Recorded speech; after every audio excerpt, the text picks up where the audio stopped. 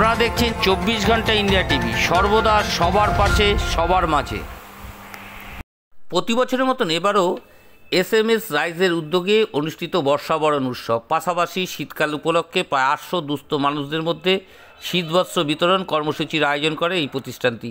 আজকের এই মহতী কর্মসূচিতে উপস্থিত ছিলেন শান্তিপুর পৌরসভার পৌরপিতা সুব্রত ঘোষ, শান্তিপুর বিধানসভার বিধায়ক ব্রজকিশোর গোস্বামী, শান্তিপুর পৌরসভার একাধিক কাউন্সিলর ও বিশিষ্ট সমাজসেবীরা। SMS রাইজ কর্ণধারের মৃত্যুঞ্জয় হালদার বলেন, আমাদের এই উদ্যোগকে শুধু একদিনের নয়, বরং এটি সামাজিক দায়বদ্ধতাকে প্রতিফলন বা অসহায় মানুষের পাশে দাঁড়ানোর আমাদের কর্তব্য। ভবিষ্যতে এ ধরনের কর্মসূচি অব্যাহত থাকবে। সন্ধ্যায় অনুষ্ঠিত বিচিত্র অনুষ্ঠান সবার মনোরঞ্জন করে। এই আয়োজকদের ঘিরে এলাকার মধ্যে ব্যাপক উৎসাহ দেখা গেছে। বর্ষাবরণের এই উৎসব শুধু বিনোদন নয়, বরং মানবতার উজ্জ্বল দৃষ্টান্ত হয়ে উঠেছে। স্থানীয় জনগণ অতিথিদের SMS রাইজের উদ্যোগে ভূয়সী প্রশংসা করেন এবং সমাজসেবার এই প্রচেষ্টাকে বহু মানুষের মুখে হাসি ফুটিয়েছেন এবং শীতের কষ্ট লাঘবের সাহায্য করে। 24 ঘন্টা ইন্ডিয়া টিভির প্রতিনিধি নদিয়া থেকে জগন্নাথ মণ্ডলের বিশেষ প্রতিবেদন। আমরা বরণ করে নেব।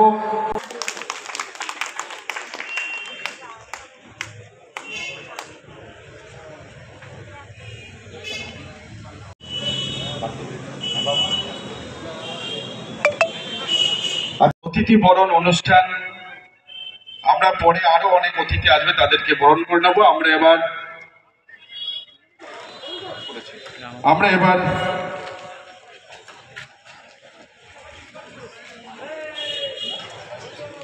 আচ্ছা, আরেকজন মানুষ আমাদের মধ্যে উপস্থিত আছেন, সম্মানীয় সমাজসেবী জয়দেব বিশ্বাস মহাশয়।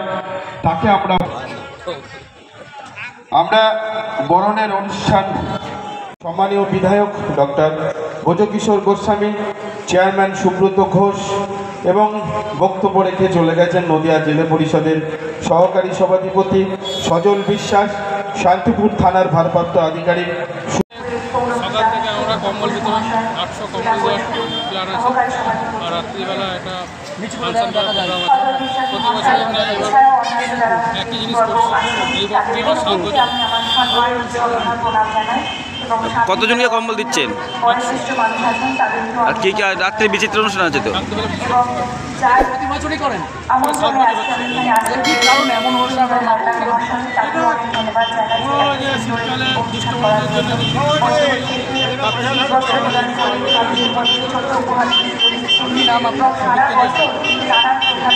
এ পর্যন্ত সঙ্গে রাখুন 24 ঘন্টা ইন্ডিয়া টিভি। দেখতে থাকুন সব জেলার সব খবর সবার আগে 24 ঘন্টা ইন্ডিয়া টিভির পর্দায়। নমস্কার।